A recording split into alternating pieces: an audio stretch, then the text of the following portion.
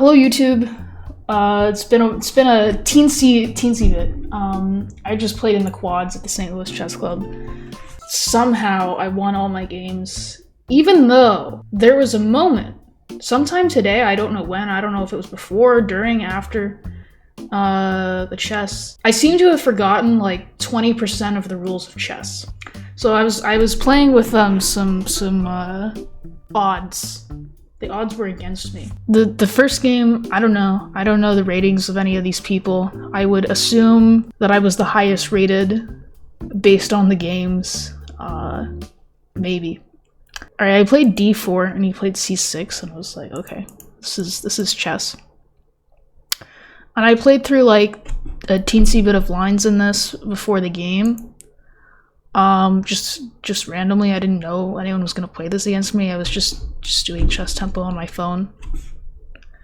And like, I was sad because I had looked at all the other moves in this position, like 40% more, I would say. I'm good at numbers. So I looked at this one the least, but like I knew a4 was the correct move and nothing more. And then he went queen b6 and I was like, that looks stupid, but I don't know why. So I thought for a long time, and I played e3, which is second best. It's a very good question. Like, why did I not play e4?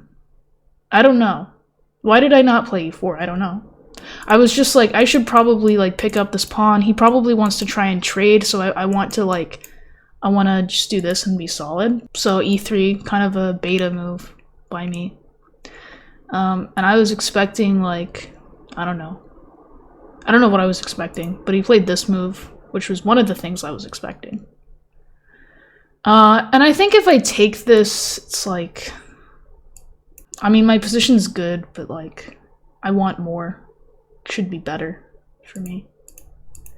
So I went queen e2, which was my idea behind e3, and I wanted to just play knight d2 and you know. But he played this weird move. I was like, I was gonna play knight d2, and then I was like, oh, maybe I should go e4.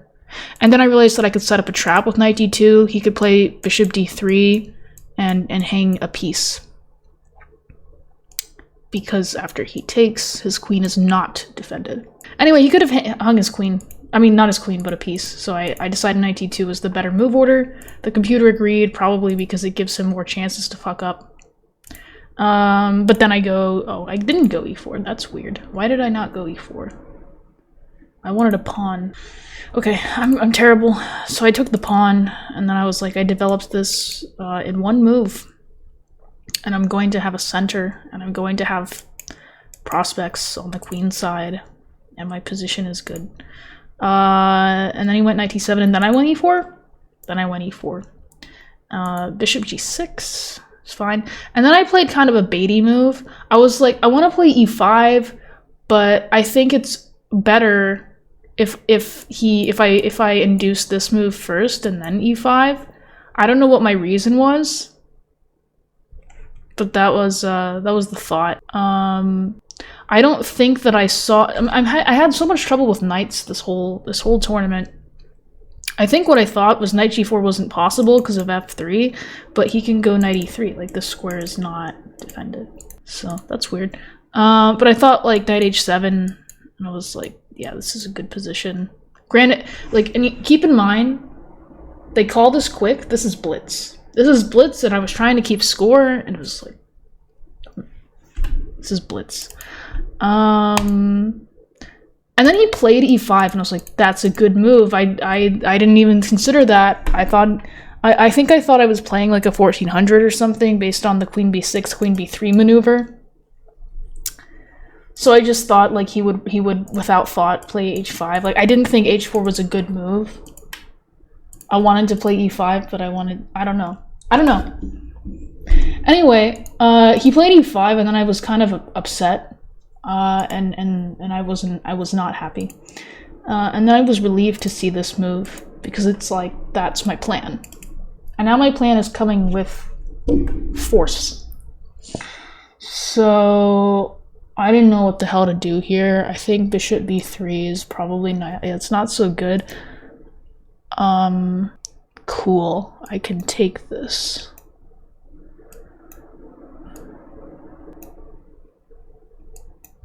And then again, this was an odds tournament where I forgot how the knights move for the whole time. I thought my bishop was hanging. I didn't know my knight was defending this. I was like, how is this working? I'm just down a piece. But I take back and I'm not down a piece. Okay. Anyway, I just went here because I was like, I don't know, I spent like 30 seconds on that. And then he went bishop c5, and I was like, okay. And I pushed my pawn, and then I pushed my pawn again. Which conceptually is good, but the computer says that like rook b8 and I'm stupid. And it makes a lot of sense, kind of, vaguely. Like I'm not it looks like I'm doing something, but I'm not really. Instead, I should play f3. And then after rook b8, I should take and play bishop a4. And it's like, look at his, like it's all bad. All his pieces are bad. So this is like a lot better than what I did. Anyway, I didn't do any of this. I just pushed my pawn because that's all I know how to do. But he took, which isn't very good. And then I was like, I don't know how I'm hanging on to this. Like maybe someday I get this in. But there was no calculation to back any of this up. I have like 3 minutes. And then I was like, maybe rook a5 is a good move. I don't know. I'll probably just take this pawn, which is fine. And then I was expecting rook c8. I was pretty like, I think there are tactics afoot. Like he can't actually take this because of bishop a4, which will come into play later on as well. So I guess he just thought there wasn't really a point to attacking the pawn, which I guess is fair. So he just castled and I played f3, entombing the light squared bishop. And I don't know, I just feel like all his pieces are on really strange squares. The only drawback to my position is like this bishop on c1. And you could argue that my pieces are sort of in each other's way, but it's like they're not as bad as his. So, entombing, yes, that's the new word. I'm selling out. I'm family friendly. Anyway, put the bishop in the gimp suit. I know what the people want. All right, so he put this rook on c8, and I was like, that makes sense, I guess. And I felt like there was a good move here, but I have a minute and a half left, and I didn't know what it was. It's knight c4, and it's clear why. You know, again, we're using this goofy knight pin, and we're attacking e5. And if he takes here, take on e5 with a tempo, and it's like I lost my c-pawn, but like all your problems are still there. I don't know. Develop this piece. It's just a good chess position.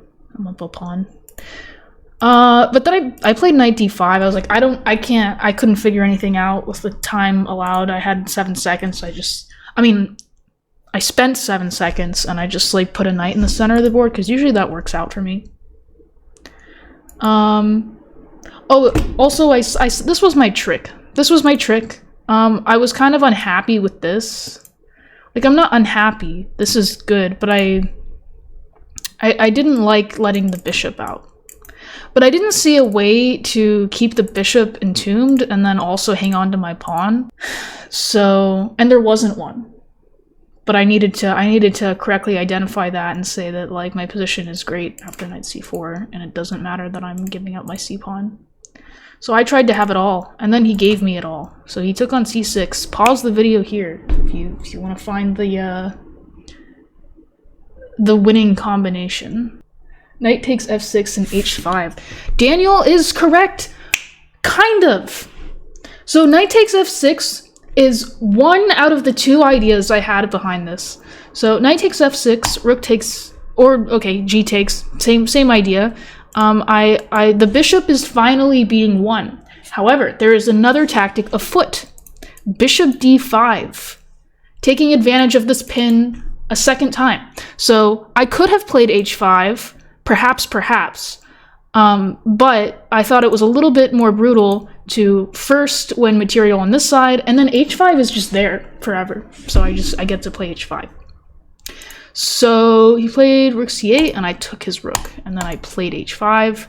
And then someone was telling me that I hung this, and that my bishop on c1 was hanging, and I was like, I don't think that's true. I feel like as soon as he attacked it, I moved my king, but like, whatever you say. And I was right.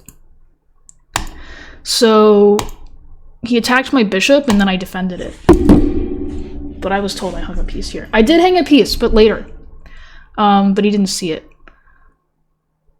Or he was saying bishop takes h5, but I have knight b3 here, or something, and it's like, his position's bad. It's like, okay, I don't win the second piece, but I never hung a piece. Anyway, maybe that's what he meant. So he took a pawn, and then I took a bishop, and then he moved his king, and then I gave him a check, and I was like, that's like, there's like mating net somewhere. There wasn't, but I thought there was. I should play g4 and put him in the suit, and then shuffle my way on in there. But I had we were teensy low on time. Oh, that's nice. You can see the times. That's good. And then I just hung this. He didn't see it, but I was like, God. I didn't know what I was gonna do here. Apparently, like, just knight c3.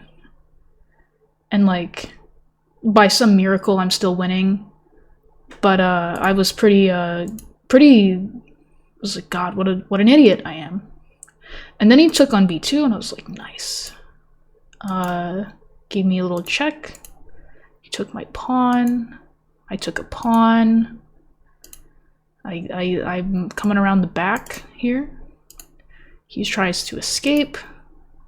I tickle his bishop. I thought maybe he wouldn't see it, but he did. And then I traded. And then I played rook a5, and I'm like, I'm just kind of moving the pieces around until he hangs something. I'm not really thinking at this point. And he resigned here. Okay, show. Listen. But anyway, I was very unhappy with this game. I was unhappy with all of my games, but like, I don't know. That's 8 plus 2 or 3 or whatever we were playing. So that's chess, that's YouTube. You know, back at it. Tee.